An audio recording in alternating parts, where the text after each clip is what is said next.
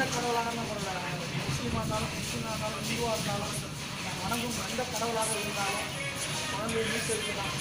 கோடிக்கணக்கான மக்கள் கும்பிடும் கடவுளே, எப்படியாவது ஏதாவது ஒரு கடவுள் வந்து இந்த குழந்தையை காப்பாற்று அப்படின்னு நினைக்கிறது தான் நம்மளோட எண்ணம். இது மிகப்பெரிய விஷயம்.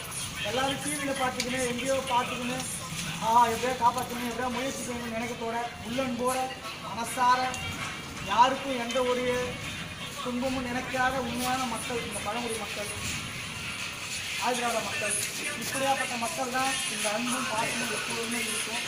அதற்காக தான் நான் காலையில் நேற்று நைட்டே நான் முயற்சி செஞ்சேன், திருச்சியில் எப்படியாவது கிளம்பி போயிடலான்னு. அங்கே போய் நம்ம என்ன செய்ய போகிறோம்? சும்மா நின்று வேடிக்கை தான் பார்க்க போகிறோம். அதுக்கு பதில் நம்மளால் வந்து நம்ம மக்களை கூப்பிட்டு எதாவது ஒன்று நம்ம செய்ய முடியும் சொல்லிட்டு ஒரு 6 மணிக்கு புதிய தலைமுறை தொலைக்காட்சியுடைய மூத்த பத்திரிகையாளர் ரகுமணனுக்கு வாட்ஸ்அப்பில் ஒரு செய்தி போட்டுவிட்டேன். உடனே இந்த நேரத்திலே அண்ணன் திருப்பி ஃபோன் பண்ணி, என்னப்பா நிச்சயமாக செய்யுங்க, நாங்கள் மழையே இருந்தாலும் மழையில் நனைஞ்சு கூட எப்படியாவது நாங்கள் வந்துடுவோம், ஆனால் நீங்கள் செய்ய வேண்டியதை நிச்சயமாக செய்யுங்க, இது எல்லாம் ஒரு சாதாரண விஷயம் அப்படின்னு. அதே போல் கேரளாவில் வெள்ளத்தில் மிகப்பெரிய பாதிப்பு ஏற்பட்டப்ப அவங்கவுங்க எங்களால் முடிஞ்சு 100 ரூபா 200 ரூபா 500 ரூபா சேர்த்து நம்ம கேரள நிதி புதிய தலைமுறை தொலைக்காட்சி மூலமாக நம்ம கொடுத்தோம். அது மிகப்பெரிய அளவில் உலகம் முழுவதுக்கும் பழங்குடி மக்கள் நரிக்குறவு மக்கள் ரூபாயை நம்ம தயார் செய்து புதிய தலைமுறை தொலைக்காட்சி கொடுத்தோம். எல்லாரும் சேர்ந்து ஒரு 2500 ரூபா கொடுத்தாங்க. மீதி காசு நான் போட்டு அதை அன்றைக்கே லைவாக செக் எடுத்து அந்த செக் மூலயமா அவங்கள்ட்ட இது கொடுத்தோம். எல்லாரும் ஒரே ஒரு வீட்டில் ஒரு 10 நாளைக்கு அந்த 5000 ரூபாய் சாப்பிட்டுருப்பாங்க. ஒரு மனிதனுடைய மிகப்பெரிய விஷயம் அந்த உணவு. அதுபோல் இன்னைக்கு அந்த குழந்தையை எப்படியாவது நம்ம மீட்டெடுக்கணும் அப்படின்ற காரணத்தால் தான் குழந்தைகளிலிருந்து வயது முதியவர்கள் வரை நம்ம இந்த முயற்சி பண்ணுறோம்.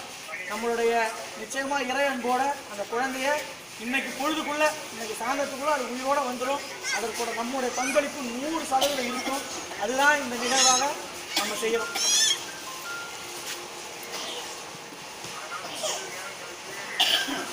ஒரு நிமிஷம் கண்ண முடியும் கூட நம்ம அந்த குழந்தைய மனசில் நினச்சிங்க.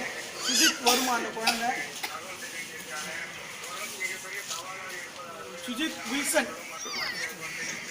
மதங்கள் மனிதனுக்கு முக்கியம் அல்ல, ஆனால் அந்த குழந்தை வந்து ஒரு கிறிஸ்டின் குழந்தை. அது நமக்கு தேவையில்லாத, அது ஒரு குழந்தை. அதுதான் நம்மளுடைய எண்ணமும் செயலும். எப்படியாவது அந்த குழந்தை உயிரோடு மீட்டெடுக்க வேண்டும்.